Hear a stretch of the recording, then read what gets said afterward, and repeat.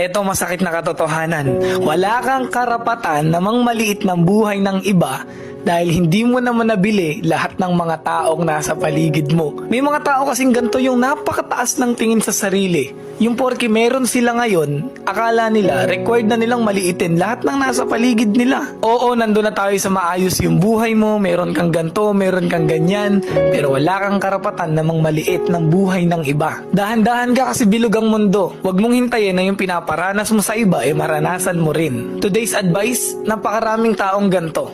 Yung tipong mahilig mang maliit ng buhay ng iba porke maayos yung sitwasyon ng buhay nila. Tanong ko lang, nabili mo na ba yung mga buhay ng taong nakapaligid sa'yo? Kaya kung mahilig kang mamaliit ng buhay ng iba, ingat ka.